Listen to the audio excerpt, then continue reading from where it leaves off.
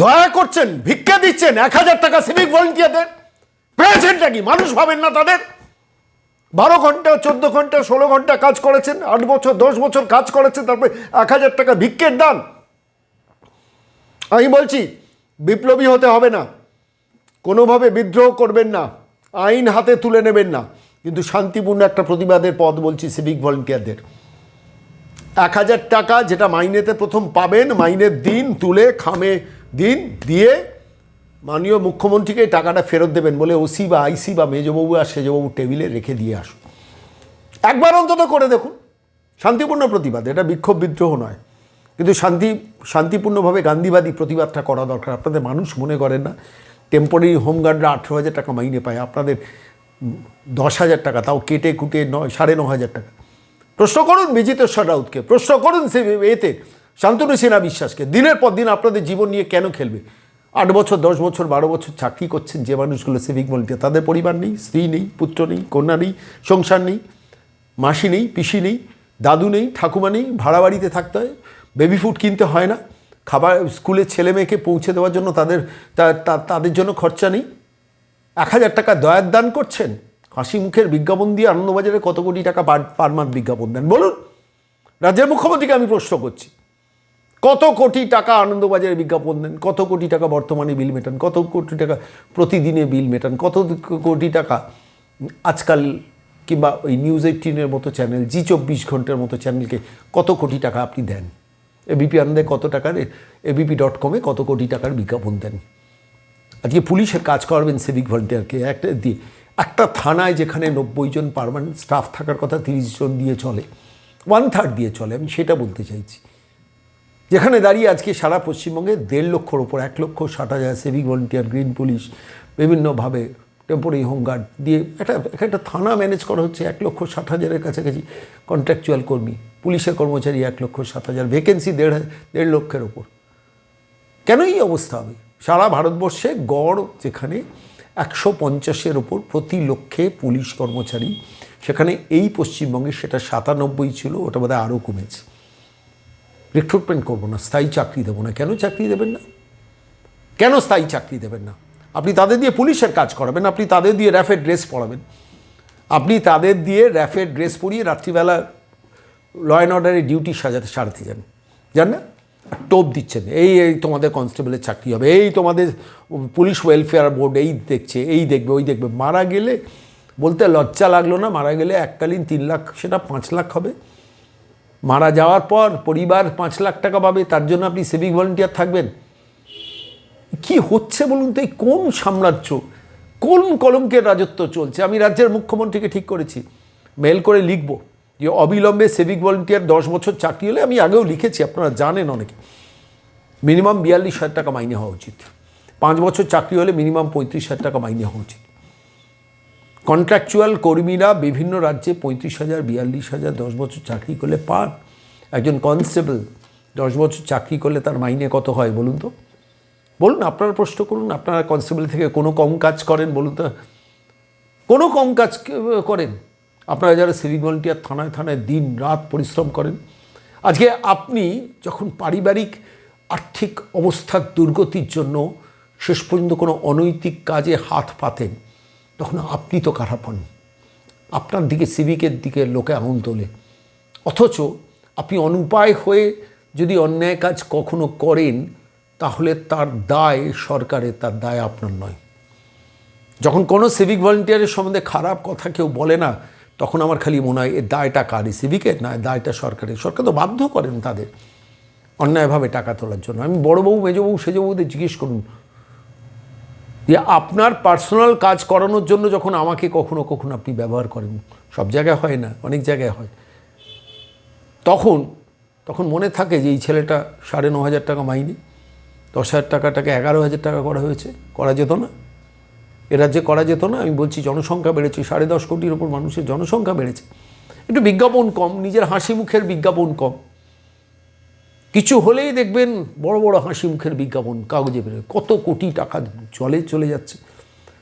আপনারা জানুন, আপনারা পুলিশের কর্মচারী জানুন, এনআইএ তদন্ত বেলডাঙ্গায় হয়েছে। আচ্ছা, এনআইএ তদন্তের জন্য আমি দেখছিলাম সংবাদ মাধ্যমের রিপোর্ট, সুপ্রিম কোর্টে গেছেন, আইনি করতে আটকানো, এনআইএ তদন্ত যেন বেলডাঙায় না হয়, তার জন্য আপনি খরচা করতে পারছেন। সরকারি কর্মচারীদের ডিএ দেবো না। আচ্ছা, পুলিশের যারা কর্মচারী, আপনারা যারা সিভিক, তাদের আপনারা সেজবাবু, মেজবাবু, কনস্টেবল যারা আছেন, ভাবুন তো, আপনি একটু স্বচ্ছন্দে থাকবেন, সেটা আটকানোর জন্য কত কোটি টাকা সুপ্রিম কোর্টে, হাইকোর্টে এই সরকার খরচা করেছে। সেই টাকাটা দিয়ে তো আপনাদের বকেয়া ডিএটা দেওয়া যেত সরকারি কর্মচারীদের। পুলিশ কর্মচারীদের মুখে হাসি ফুটতো, তাদের তো দেওয়া যেত। সেটা না দিয়ে আইনজীবীদের খরচা করুন, সিংবির পেছনে, সিব্বালের পেছনে, অমুকের পেছনে, তমুক পেছনে। দেখুন, তাদের কোনো অন্যায় নেই। আইনজীবীরা তারা প্রফেশনাল, তাদের কাছে যদি সরকার একটা মামলা নিয়ে যায়, তারা লড়বেন, আমি সেই দিকে কোনো কথা বলব না। কিন্তু যে কোটি কোটি টাকা সেখানে খরচ হচ্ছে, সে খরচটা তো আটকানো যেত। আমি এটা লড়বো, আমি এটা লড়বো না, আমি এটা করবো, আমি এটা করবো না। আমি আজকে সিভিক ভলেন্টিয়ারদের আমি বলছি, আমার কোনো একটা জায়গায় এক্সপেকটেশন ছিল অন্তত 25 থেকে 30 হাজারের মধ্যে মাইনেটা হবে।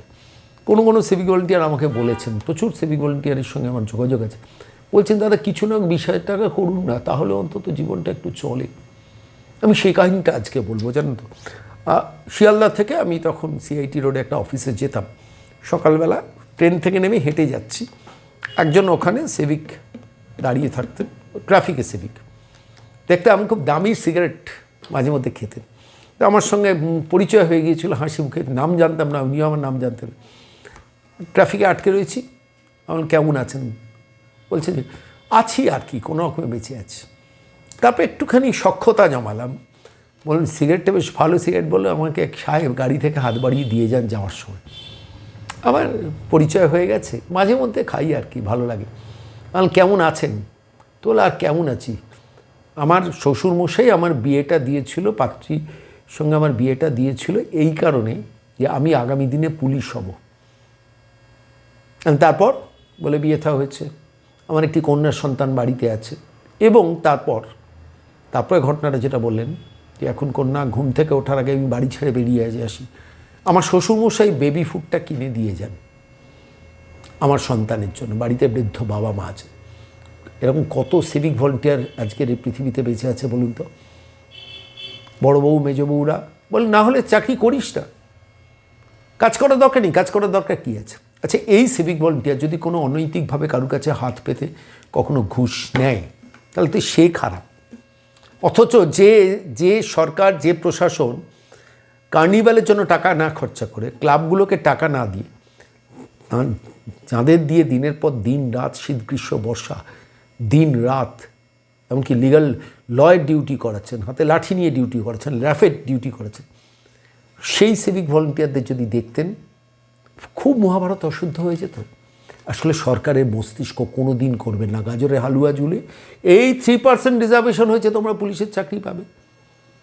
যে 1.5 লক্ষ সিভিক ভলেন্টিয়ার প্রাণপাত করে গেল, তারা কি গরু ছাগল? গরু ছাগলের উপর মানুষের দয়া থাকে, সরকারি সিভিক ভলেন্টিয়ারদের উপর দয়া নেই। পুলিশ ওয়েলফেয়ার বোর্ড, আমি আপনাদের বলছি, পুলিশ ওয়েলফেয়ার বোর্ডকে দেখা হলেই জিজ্ঞেস করুন কেন টাকা কাটেন। 1 টাকা আপনি কাটবেন না, আমার কিছু করার দরকার নেই, 1 টাকাও কাটবেন না, দরকার নেই। কি করছেন এরা বলুন তো? সে পুলিশ ওয়েলফেয়ার বোর্ডের নামে আপনাদের জীবন নিয়ে বরবাদ করছেন। কত বয়স হয়ে গেছে সিভিক ভলেন্টিয়ারদের, জীবনটা কি? মারা গেলে 5 লাখ, আর বেঁচে থাকলে চেয়ে খা। এই কোন রাজত্ব পড়েছে? আমি বলছি আমি এ লড়াই ছাড়বো না, আমি বিরোধী দলগুলোর কাছে অনুরোধ করেছি যে সরকার পরিবর্তন হয়ে সিভিক ভলেন্টিয়ারগুলোর জীবনটাকে বদলে দিন। ঠিক আছে, পারমানেন্ট না করতে পারেন, ভদ্রস্থ একটা মাইনে তো করুন, যাতে স্বাভাবিকভাবে মাথা তুলে ছেলেগুলো বাঁচে। কে ঢুকিয়েছে, কারা ঢুকিয়েছে, কোথা থেকে ঢুকেছে দেখার দরকার নেই, কিন্তু এরাও মানুষ। মমতা বন্দ্যোপাধ্যায় সেটা মনে করেন না। আমি বলছি আমি এই লড়াইটা ছাড়বো না, আপনাদের কাছে বলছি। আর আপনাদের বলছি বিদ্রোহী হবেন না, প্রকাশ্যে বিক্ষোভ দেখাবেন না, কোনো বিপ্লব করার দরকার নেই, কিন্তু শান্তিপূর্ণভাবে প্রতিবাদটা করুন, চোখে চোখ রেখে। বড়োবউ, মেজবউ, সেজবউ টেবিলে গিয়ে প্রথমবার মাইনে পেলে 1000 টাকাটা খামে করে দিয়ে বলুন এটা আপনাকে দিচ্ছি না, আপনি মুখ্যমন্ত্রীকে ফেরত দেবেন। ওর হাসি মুখের বিজ্ঞাপন দিয়ে বর্তমান আনন্দবাজারকে কেনা বড় দরকার, তারা ওর হয়ে কথা বলবেন। আমরা তো ওর হয়ে কাজ করি না, তো আমাদের 1000 টাকা বাড়ালেন কেন, ভিক্ষে দিলেন কেন? দয়ার দান দিয়ে আমাদের জীবন চলবে, আমার স্ত্রীর হাসি মুখে থাকতে পারবে, আমার ছেলে মেয়েগুলো একটু হাসি মুখে থাকতে পারবে, আমার বৃদ্ধ বাবা মা তারা একটু ভালোভাবে বাঁচতে পারবে। আমার অপরাধ যে আমি বাংলায় জন্মেছি, আমার অপরাধ যে আমি সিভিক ভলেন্টিয়ার হয়েছি। ভাববেন আপনাদের যাদের এই ভিক্ষেটা দিলেন মমতা বন্দ্যোপাধ্যায়ের সরকার, মনে মনে ঘৃণা এই সরকারের প্রতি তৈরি করুন এবং 2026-এ মহিলাকে সরান, তা নাহলে এরা আরও জীবনটাকে আপনাদের বরবাদ করে দেবে।